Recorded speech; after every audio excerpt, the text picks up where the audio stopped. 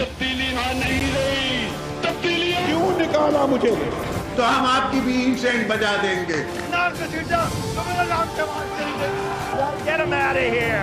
Get out. Pakistan को इंशाल्लाह कुछ नहीं हो सकता। पाकिस्तान जिंदाबाद, पाकिस्तान जिंदाबाद।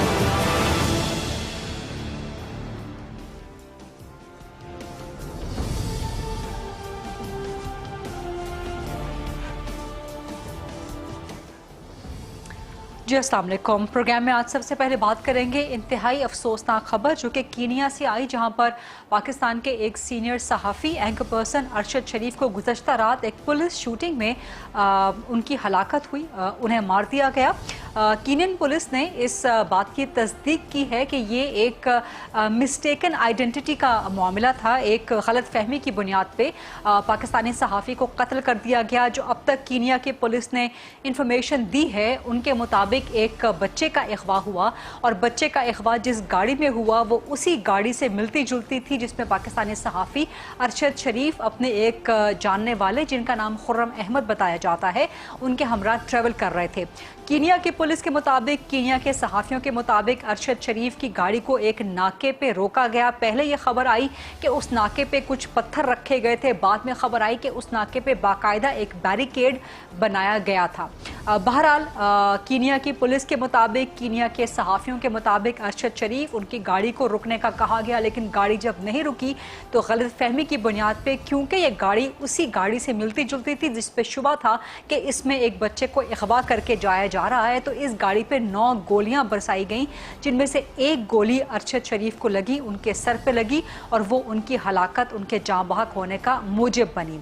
अब ये इतनी बड़ी खबर है, इतनी शॉकिंग, इतनी डिप्रेसिंग खबर है, सबके लिए एक शॉक था।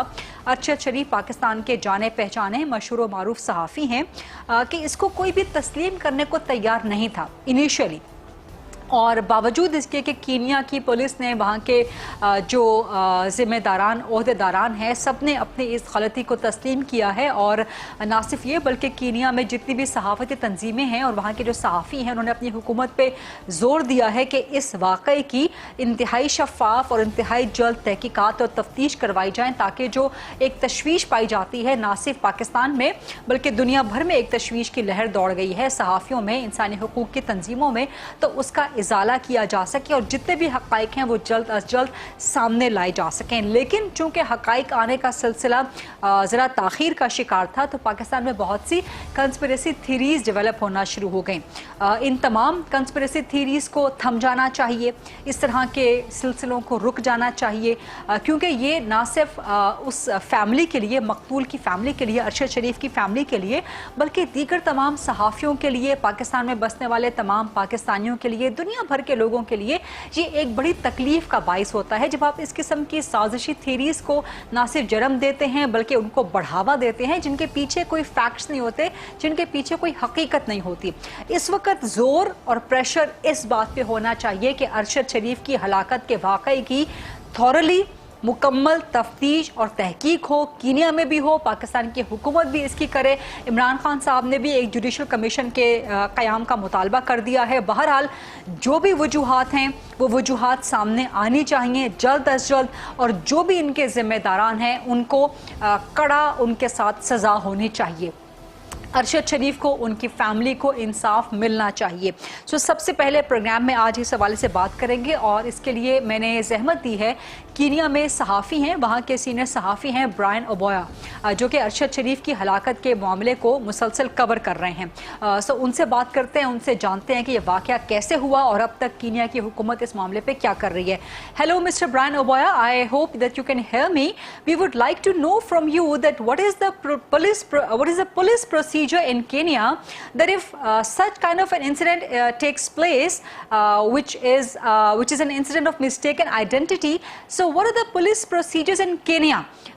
How does the Kenyan police operate? Do they shoot the people in the car? Do they shoot at the vehicle directly? Do they shoot at the do they shoot to deflate the tires? What are the police procedures in Kenya about this? Well, Faruqi, thank you. We, of course, coming to you live from Nairobi, and it will be important for me to mention at this point that at first, police sources had said that this was a case of mistaken identity. But the official report that has since been released by police appears not to mention who actually fired the several bullets at that particular vehicle. But then to go back to your question is that back here in Kenya, we have an independent body that is funded by the government, of course, which is known as the Independent Policing Oversight Authority, that is supposed to conduct all independent investigations into police conduct that is questionable, or all police killings that are questionable before the eyes of the public. And the killing of Mr. Ashrad Sharif will fall in that category of killings that should be investigated by the Independent Policing Oversight Authority. And it's important to mention at this hour that that authority has already spoken earlier today, saying that they have already dispatched a team to that part of the country in Kajiado, part of Kenya, to investigate, or rather to begin the probe into what really happened, given that the police narrative appears to have just so many questions to be answered than answers that it is giving. Faruqi. Okay, so I would also like to know that has any of the victims previously under the police killings, have the victims, any of them, have they found any justice? Have they found justice? Have the culprits been taken to the task? Yes. It has been a long journey, of course, for us to get here, given that police across the world have always been using the blue code of silence, where police cover up their own crimes in statements and in that type of interdepartmental arrangements on how to go about certain crimes. But in the last couple of years, we have seen tremendous changes in the Kenyan leadership, where the Independent Policing Oversight Authority has been able to take a number of police officers to court and has had them prosecuted for those crimes, including top police officers, senior police officers in the service, who have been found guilty of having killed innocent people, having taken bribes, having conducted themselves in questionable manner, and all this with evidence that has been adduced. There are quite a couple of police officers. The last to have been sentenced was a police officer who was actually sent behind bars for 15 years, just about 1 year ago. Also, Mr. Brian, there have been so many conspiracy theories floating in Pakistan because the information coming in from Kenya, it got delayed regarding this incident. So many conspiracy theories have been afloat in Pakistan, which should not have been, but that's a separate topic. So my question to you would be, being the senior journalist in Kenya and having covered such incidents of police killings in the past as well, do you think and do you see this incident to be as simple and as plain of a police killing, of a mistaken identity, or do you see something else? Do you see something else which is being hidden, as one of the papers from Kenya reported, quoting an official on the case of anonymity, that the real fact, the actual fact could be outside the police report. So do you see anything else than the police report, anything else than the facts that are coming out? What I would say, Faruqi, is that the police official line of reporting has a lot of questions to it. And I want you to remember that police began by saying that Mr. Sharif was shot at during a hot pursuit for a child who had been kidnapped. The original narrative says that there was this man who had a child in their vehicle in a separate point in Nairobi, whereby someone came into the vehicle, abducted the child and stole the vehicle. That means that this thief, this purported thief, went into the vehicle and drove off together with the child.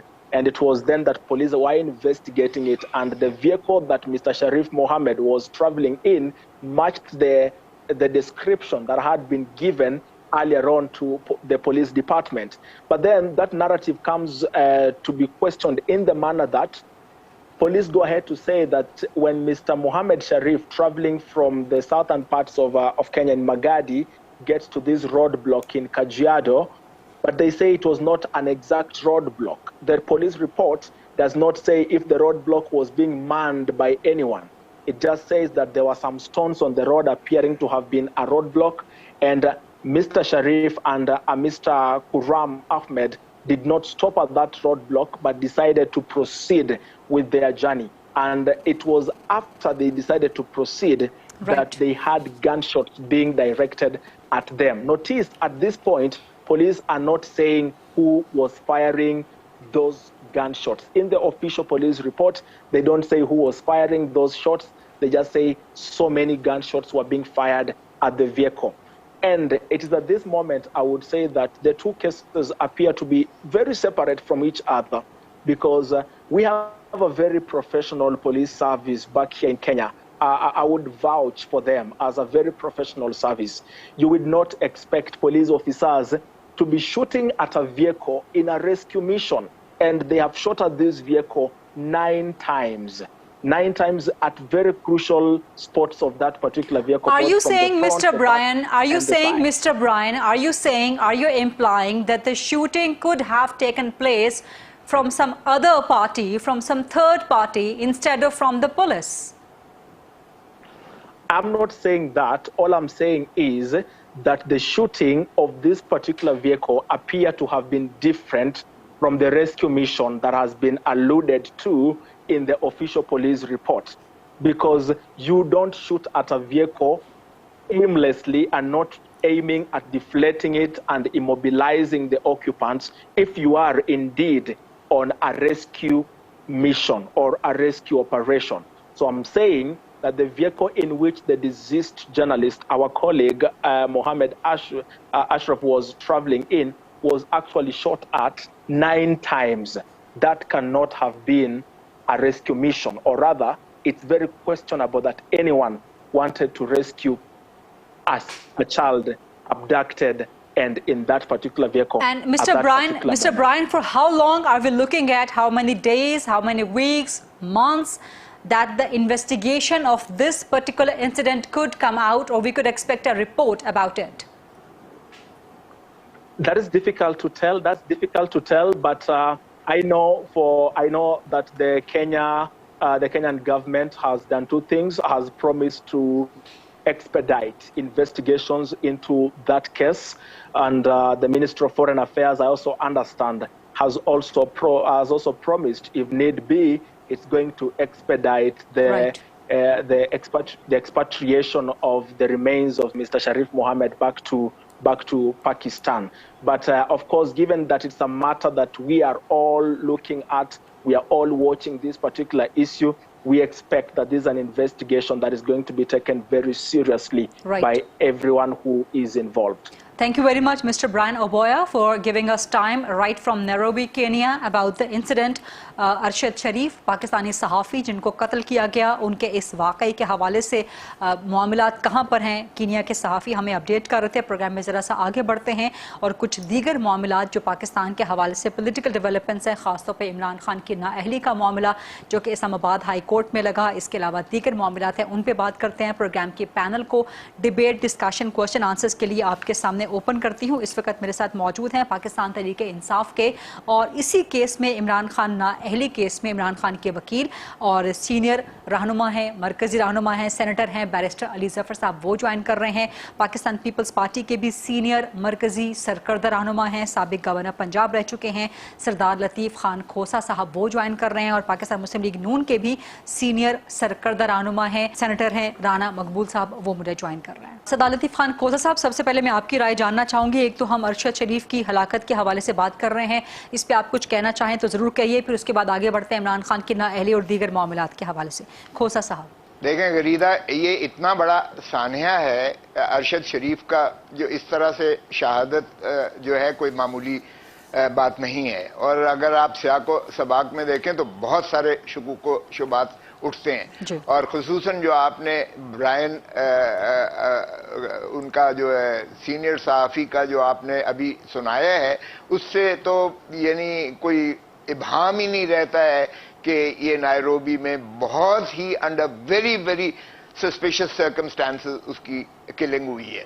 دیکھیں یہ تو بات طے شدہ ہے کہ اگر مغوی بیچ میں ہو گاڑی میں، اگر مغوی گاڑی میں ہو تو کوئی جو ہے گولیاں گاڑی کو نہیں مارے گا، کیونکہ پھر مغوی بھی مر جائے گا بیچ میں، اس کو بھی گولی لگنے کا امکان ہے، جس کی آپ ریسکیو کے لیے، جس کو آپ بچانے کے لیے، یعنی آپ نے وہ جو ہے وہ ناکہ بندی کی ہوئی ہے یا آپ نے پیروی کی ہے، پرسوٹ کی ہے، ہاٹ چیز کیا ہے، تو اس پر تو آپ سوچ بھی نہیں سکتے ہیں کہ آپ اس طرح سے 9 گولیاں چلائیں گے، کیونکہ وہ بھی اس میں جو ہے مر سکتا ہے. یعنی بچانے کی بجائے کیا آپ اسے مارنا پسند کریں گے؟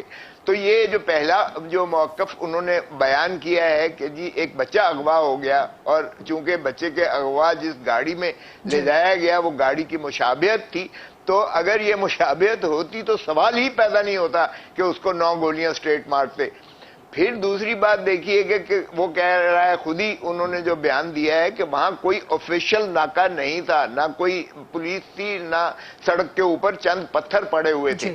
اگر چند پتھر پڑے ہوئے تھے تو پھر ظاہر ہے کہ ان پتھروں سے بیچ بچاؤ کر کے نکلنا ہی ایک قرینِ قیاس ہوتا ہے. کوئی اتر کے جو ہے پتھر جو ہے ہٹاتا نہیں ہے کوئی گاڑی والا، وہ ظاہر ہے کہ جا رہا ہوتا ہے ایک مسافر، وہ اپنی گاڑی پہ آگے چلنا پسند کرے گا.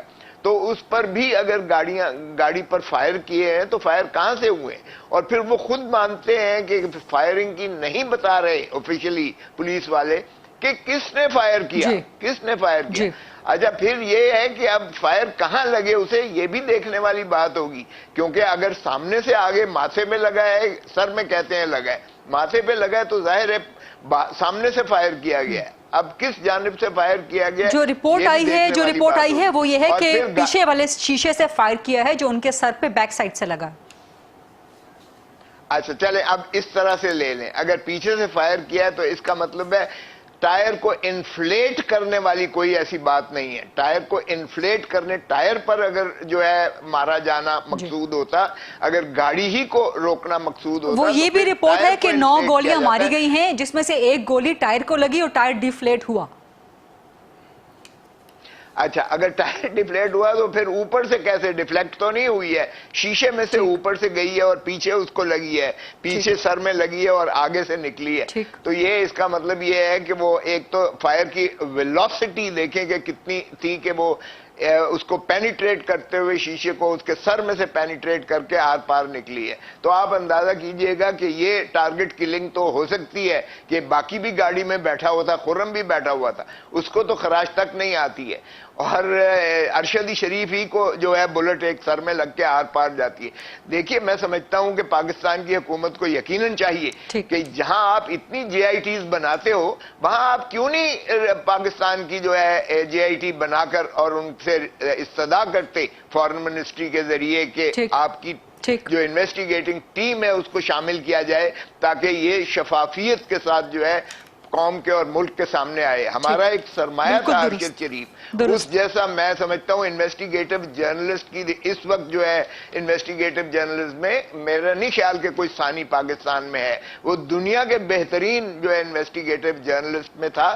میرا ذاتی اس سے بہت تعلق رہا اور بہت عرصے سے رہا. ہم لوگ بہت ساری جو ہے اس طرح کے جو ہائی پروفائل معاملات آئے ہیں، ہم نے بہت اس میں جو ہے میں نے خود بھی ذاتی طور پر ہماری جانب سے بھی ہوا اور ان کا بھی اس میں انپوٹ ہوا کرتی تھی. میرا انٹریکشن ہوا ہے بہت ہی، وہ جو ہے سچ گو راست گو شخص تھے اور وہ سچائی پر پہنچنے کا ان کا عزم تھا. وہ کسی سے نہیں ڈرتے تھے اور بدقسمتی دیکھیے گا کہ وہ یہاں سے تو گئے موت کے خوف سے اور موت نے انہیں آ لیا وہاں پر بھی. تو میں سمجھتا ہوں انا للہ و انا الیہ راجعون. ٹھیک ہے کھوسا صاحب کی گفتگو آپ نے سن لی. اسی حوالے سے صحافی ارشد شریف کی کینیا میں ہلاکت، اسی حوالے سے کچھ مزید بات کریں گے. سینٹر رانا مقبول صاحب بھی کچھ بات کرنا چاہ رہے ہیں، بیرسٹر علی ظفر صاحب بھی. ایک چھوٹی سی بریک لیتے ہیں، بریک کے بعد واپس آتے ہیں.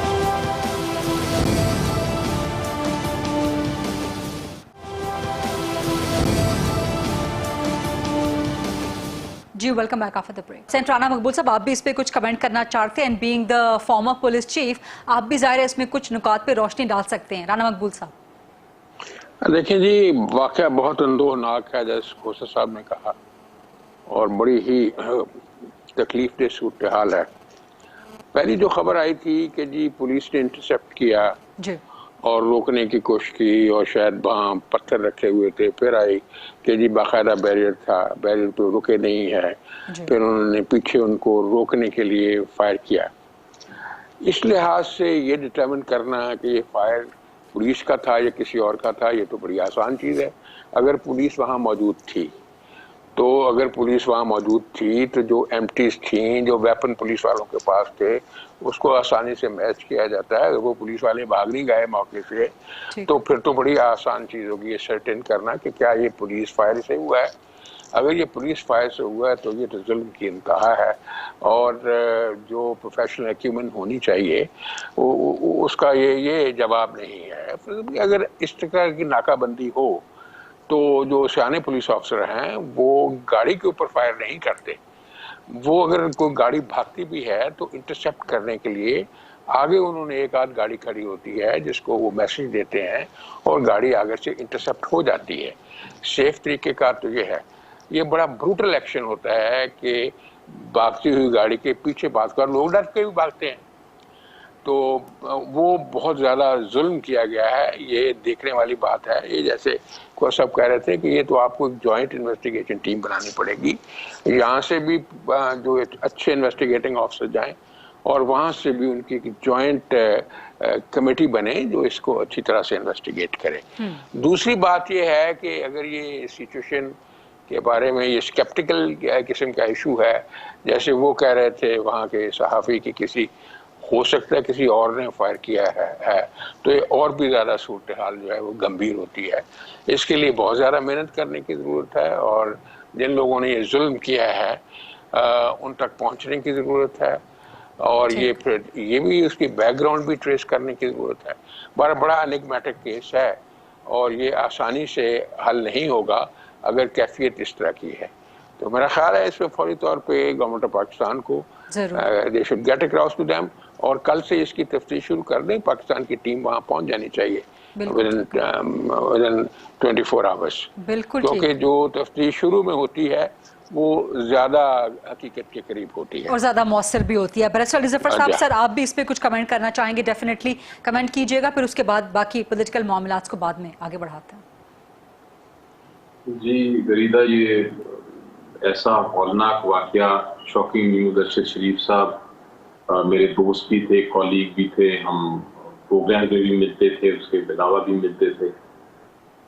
بہت دکھ، بہت افسوس ہوا، اور ان کی فیملی کی طرف میرا خیال ہے ہر ایک کو جانا چاہیے. ان کا سپورٹ کی ضرورت ہے ان کو. ایسا واقعہ اگر فیملی میں ہو جائے تو آپ کو پتہ ہے کہ وہ فیملی ساری عمر کے لیے شیٹر ہو جاتی ہے. دعائیں ہیں ان کے لیے، ان کی فیملی کے لیے. اللہ تعالیٰ آسانیاں پیدا کرے ان کے دکھ میں. ٹھیک ہے. اور اب ذرا جی کہ جو خوسا صاحب نے بھی بات کی اور باقی لوگ بھی باتیں کر رہے ہیں، اس وقت تک حکومت کو، اگر کوئی اور حکومت ہوتی تو اس وقت تک ایک جوائنٹ انویسٹیگیٹنگ ٹیم کینیا پہنچ چکی ہوتی، کیونکہ یہ اتنی ڈیلے ہو رہا ہے. گھنٹوں کا حساب ہوتا ہے. انویسٹیگیٹنگ ٹیم کو آن دا اسپاٹ پہنچنا ہوتا ہے، آن دا اسپاٹ انکوائری کرنی ہوتی ہے. ایک تو وہاں سے جو کچھ انفارمیشن، جو کچھ ایویڈنس، جو کچھ ہو سکتا ہے کلیکٹ کریں، اور اس کے بعد دوسری چیز بڑی اہم ہے. آج انفیکٹ میں ہائی کورٹ میں تھا تو ایک پٹیشن بھی فائل ہوئی تھی ہائی کورٹ میں، جس میں استدعا کی ہے اسلام آباد ہائی کورٹ کو کہ آپ یہاں بھی کمیشن بنائیں. تو میرا خیال ہے کہ یہاں بھی ایک کمیشن بننی چاہیے. وہاں سے جو انویسٹیگیٹنگ رپورٹ آئے اس کی بھی انکوائری کرے، اور پھر کسی نہ کسی طرح اس کی سولوشن، اس کا حل، اس کے اینڈ تک پہنچنا بہت ضروری ہے. کیونکہ وہ ایک ستون تھے جرنلسٹ کمیونٹی کے، اور وہ ستون ہم سے اب ہمارے پاس نہیں رہا. میرا خیال ہے آپ کو تو یہ کمی محسوس ہوتی رہے گی. آپ لوگوں کی بڑی ایک کلوز نٹ کمیونٹی ہے جرنلسٹ کی. ہم بھی ایز پولیٹیشینز، ایز لائرز، ہم بھی آپ کے ساتھ اس میں کھڑے ہیں، اور جو آپ کو مدد چاہیے ہوگی ایز اے کمیونٹی اس چیز کے اینڈ تک پہنچنے کے لیے وہ دینے کے لیے تیار ہیں. بہت شکریہ بیرسٹر علی ظفر صاحب آپ کا بھی ان جذبات کا اظہار کرنے کے لیے، لطیف کھوسہ صاحب کا بھی اور سینٹر رانا مقبول صاحب کا بھی. لیکن سب سے بنیادی چیز جو صحافیوں کو چاہیے، پاکستان میں صحافیوں کو، وہ احساس تحفظ. لگ یہ رہا ہے کہ پاکستان کے اندر ہی نہیں، پاکستان کے باہر بھی آپ کو کہیں پر یہ تحفظ کا احساس اب حاصل نہیں رہا. کب تک صحافی اپنی جانیں دیتے رہیں گے؟ کب تک دھمکیوں کا، اس طرح کی ظلم و ستم کو برداشت کرتے رہیں گے؟ بہرحال پروگرام میں تھوڑا سا آگے بڑھتے ہیں اور بیرسٹر علی ظفر صاحب آپ کی طرف ہی واپس آؤں گی. آپ ایک بار پھر ایک بڑے اہم کیس میں عمران خان صاحب کے وکیل ہیں. آج اسلام آباد ہائی کورٹ سے انیشیل ریلیف ملتا ہوا نظر آیا ہے. نااہلی عمران خان صاحب کی آج ختم ہو گئی ہے یا اس پہ فیصلہ آنا باقی ہے؟ کیونکہ الیکشن کمیشن نے تو اپنا جو سائنڈ اینڈ جو تصدیق شدہ فیصلہ ہے تھوڑی دیر پہلے انہوں نے جاری کر دیا ہے. سو نااہلی عمران خان کی آج کی آپ کی کارروائی کی بات ختم ہو گئی ہے یا ابھی یہ کارروائی مزید آگے چلنی ہے؟ بیرسٹر علی ظفر صاحب دیکھیں، آج جو چیف جسٹس صاحب تھے ان کو جب بتایا گیا کہ عمران خان صاحب الیکشن لڑ رہے ہیں جی، اور یہ جو آرڈر ہے یہ ہو سکتا ہے کہ اس الیکشن میں دخل انداز ہو اور ان کو الیکشن نہ لڑنے دیا جائے، تو ایک بار نہیں، دو بار نہیں، بلکہ 3 یا 4 بار عدالت نے اپنی جو مائنڈ تھا وہ ڈسکلوز کیا اور آبزرو کیا کہ ان کے مطابق یہ جو نااہلی نہیں، یہ ڈی سیٹنگ ہے اور یہ ڈی سیٹنگ صرف میاں والی سیٹ کی ہے. اس کا کوئی تعلق، اس آرڈر کا کوئی اثر مستقبل کے الیکشنز پہ نہیں ہوتا. اور وہ وہی سیٹ ہے میاں والی بھی جس پہ پرائم منسٹر صاحب، ایکس پرائم منسٹر صاحب جو ہیں وہ ریزائن کر چکے ہیں. تو یہ اگر اس کا اسکوپ اس حد تک ہے تو وہ بالکل آپ درست فرما رہی ہیں کہ آرڈر کا جو امپیکٹ اپوزیشن نے بنایا ہوا تھا کہ یہ 5 سال یا 10 سال یا تا حیات وہ نااہل ہو گئے ہیں، وہ تو بات نہ آرڈر سے نظر آئی ہے. جو ڈیٹیلڈ آرڈر آج آیا ہے، نہ ہی وہ عدالت کی آبزرویشن کے بعد کوئی اس میں جان رہ جاتی ہے. لیکن بیرسٹر علی ظفر صاحب، سوری آپ کو کٹ ان کر رہی ہوں ایک سپلیمنٹری کوسچن کے لیے. کرپٹ پریکٹسز پہ اگر کسی ایم این اے کو ڈی سیٹ بھی کر دیا جائے، چاہے ایک سیٹ سے ہی، تو کیا وہ آئندہ کے لیے ایک دروازہ کھول نہیں دیتا کہ کوئی بھی صادق اور امین 62 63 کی کلاس کے تحت آئندہ کبھی بھی پٹیشن لے کے جا سکتا ہے نااہلی کی؟ جی، کئی بار 62(1)(f) کی الزام لگایا تھا. یہی ایکچولی کیس، یہی ریفرنس اسپیکر نے بھیجا تھا کہ 62(1)(f) لاگو ہوتا ہے، اس لیے الیکشن کمیشن آف پاکستان یہ ڈکلیئر کر دے. لیکن 62(1)(f) جب الیکشن کمیشن آف پاکستان نے بھی دیکھا اور ان کو جب ہم نے بحث بھی کی تو ان کو یہ بتایا گیا کہ 62(1)(f) جو ہے وہ صرف تب لاگو ہوتا ہے اگر عدالت، اور الیکشن کمیشن آف پاکستان عدالت نہیں ہے. جب وہ کوئی عدالت جو ہے وہ ٹرائل کے ذریعے فیصلہ کر دے کہ ایک شخص نااہل ہے یا نہیں، جب تک وہ ٹرائل کے ذریعے عدالت فیصلہ نہیں کرتی تو 62(1)(f) لاگو نہیں ہو سکتا، صادق اور امین کا سوال نہیں پیدا ہوتا. تو الیکشن کمیشن آف پاکستان نے اس چیز کو دیکھتے ہوئے 62(1)(f) پہ کوئی بات ہی نہیں کی، اور بلکہ وہ جو کیس ہے، یہ معاملہ سارا جو ہے وہ سیشن کورٹ کو بھیج دیا اور سیشن کورٹ کو کہا ہے کہ آپ، ہم کمپلیننٹ پہ کمپلین فائل کریں گے، وہاں آپ اس کی ٹرائل کے ذریعے فیصلہ کریں.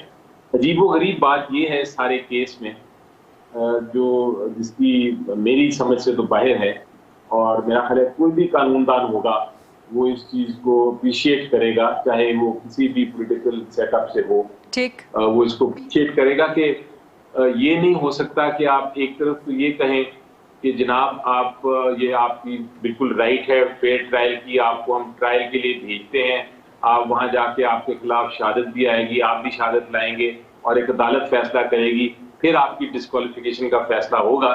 لیکن اس کے ساتھ بھیجنے کے ساتھ ساتھ ہی فی الحال کے لیے ہم آپ کو ڈی سیٹ کر دیتے ہیں. یہ جو ہے یہ عجیب و غریب بات لگتی ہے کہ آپ ٹرائل میں بھیج رہے ہیں لیکن ساتھ خود بھی فیصلہ کر رہے ہیں ڈی سیٹنگ کا، جس کا کوئی جواز آئین میں، قانون میں، الیکشن ایکٹ میں نہیں ہے. الیکشن ایکٹ بڑا کلیئرلی کہتا ہے، بہت صاف طریقے سے کہتا ہے کہ الیکشن کمیشن آف پاکستان کے پاس اگر کوئی مس ڈیکلریشن آ بھی جاتی ہے، اگر کوئی اسٹیٹمنٹ اپنے ایسٹس میں چھپا بھی دیتا ہے، تب بھی الیکشن کمیشن آف پاکستان اس کے اوپر کوئی آرڈر نہیں فرما سکتا.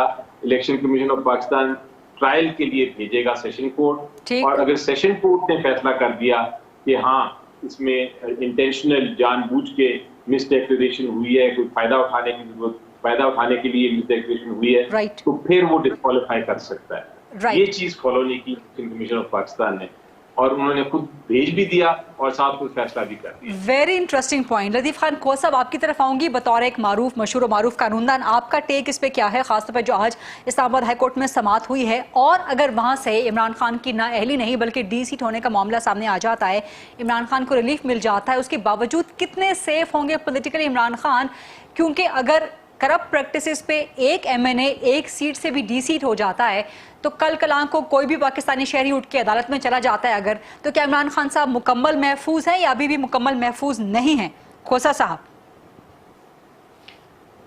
देखें, पहली बात तो ये है कि मोहतरम बैरिस्टर अली जफर साहब से बहुत अदब के साथ मैं इख्तलाफ करता हूँ, इसलिए कि ये 63 article 63 sub article 1 sub article आगे पी के तहत जो है उनको, जब ये स्पीकर की रेफरेंस गई कि इन्होंने जो है डिस्क्वालिफिकेशन इनकर की है, तो स्पीकर जो है आर्टिकल 63 सब आर्टिकल 2 में रेफरेंस भेजता है इलेक्शन कमीशन ऑफ पाकिस्तान को, और election commission of Pakistan with in a periphery of time पाबंद है उसको फैसला करने का। तो उसने स्पीकर की इस रेफरेंस को दुरुस्त पाया कि इन्होंने जो 18-19 में जो इन्होंने अपने वो जमा करवाए कागजात नामजदगी, और उसके बाद हर साल आपको पता ही है कि जो पार्लियामेंटेरियन है वो अपने एसेट्स की डिक्लेरेशन देता है, और वो एसेट्स की डिक्लेरेशन पब्लिक डॉक्यूमेंट होता है जिसकी मुश्तहरी होती है। तो इसलिए उसमें जो है तफावत और इख्फा पाया गया इनके एसेट्स का, मैं उसकी तफसील में नहीं जाता, सब सारी दुनिया को पता है। हाँ। तो जब उसमें इख्फा पाया गया, उसमें झूठ पाया गया, उसमें दरोगगोई पाई गई, उसमें ना जिक्र किया गया एसेट का, तो फिर वाजिब है उस पर जो है इलेक्शन कमीशन पर कि वो आर्टिकल 63(1)P में उसको कहें कि he ceases to be a member, ceases to be a member। ये दुरुस्त है कि he ceases to be a member during the currency of that session of the session का मतलब that tenure of the assembly, tenure इसकी assembly की अगस्त तक है। अगर अगस्त से पहले इलेक्शन होता है तो भी ये इसी इलेक्शन के लिए है, ठीक कह रहे हैं, उसी सीट के लिए है, उनको जो है ये डिस्क्वालिफिकेशन नहीं है। He ceases to be a member of the seat जो इधर से थी अपना, जो इनकी मियाँ वाली की सीट थी। So he is no more a member। अगरचे इन्होंने इस्तीफा दिया था मगर वो इस्तीफा एक्सेप्ट नहीं हुआ था, क्योंकि एक्सेप्ट अभी तक नहीं हुआ था, तो he was a sitting member from मियाँ वाली seat. Now he has ceased to be a member।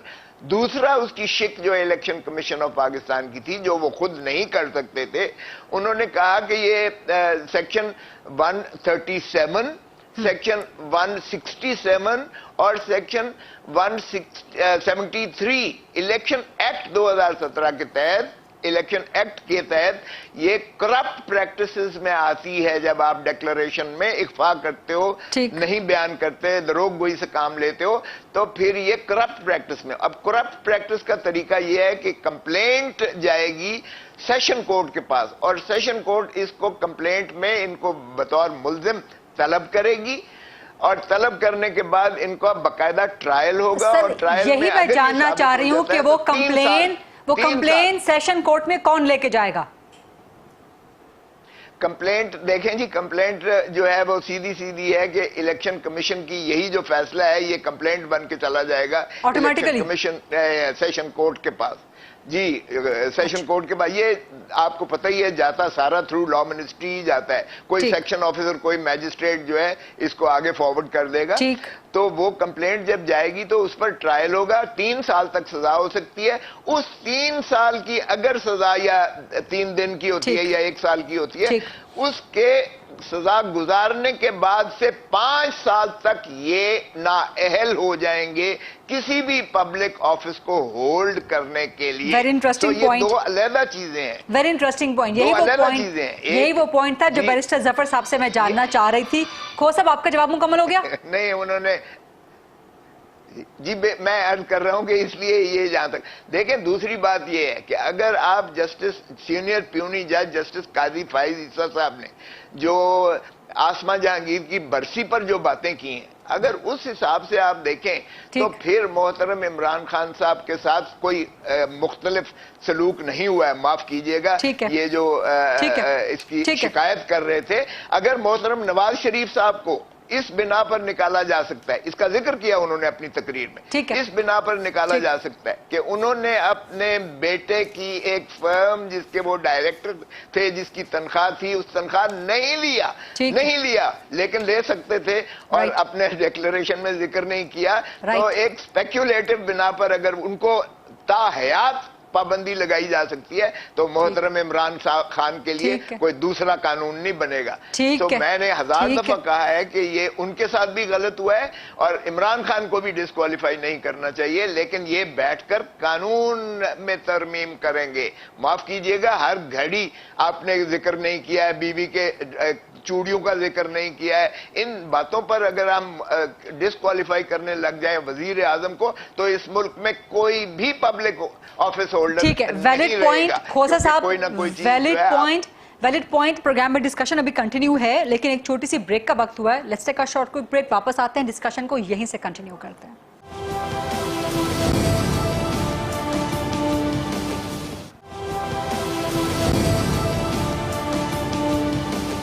G welcome back after the break. Maqbool صاحب، سر کوئکلی آپ کا جواب چاہوں گی. بیرسٹر علی ظفر صاحب نے جو وضاحت فرمائی ہے، جو اسلام آباد ہائی کورٹ میں آج کاروائی ہوئی ہے، پرائمر فیس سے لگتا یہی ہے کہ آپ لوگوں نے بڑی جلدی میں مٹھائی کھا لی تھی. رانا مقبول صاحب دیکھیں غریدہ بات یہ ہے کہ کل قاضی فائز عیسیٰ صاحب نے کہا کہ میاں نواز شریف کو اپنی انہوں نے نوشنل استعمال کیا ہے، انکم کو نہیں بتایا، سو ٹو سے ایلیگیشن جو تھا، تو ان کو 184(3) میں انہوں نے ٹرائی کر کے نہ ان کو اپیل کا حق دیا، نہ کوئی اور لیجیٹمیٹ پروسیس اختیار کیا گیا، اور ایک پرائم منسٹر کو انہوں نے ڈسکوالیفائی کیا. یہ سارے کا سارا جو ایشو اب سامنے آیا ہے، یہ ہے اس سٹگما کا آپ کیا کریں گے جو کرپٹ پریکٹسز کا دیا ہے الیکشن کمیشن نے. یہ ایک سٹگما ہے نا، آپ نے کرپشن کیا ہے، آپ نے پیسے لیے ہیں، اور پھر یعنی کہ اللہ معاف فرمائے، کوئی ہر چیز میں کوئی ایتھکس کا ایسپیکٹ بھی ہوتا ہے، چاہے آپ اس کو لا میں ڈسکس کریں یا نہ کریں. مورل اور ایتھکس ایسپیکٹ بڑے امپورٹنٹ ہوتے ہیں، اسپیشلی فار دیز لیڈرز.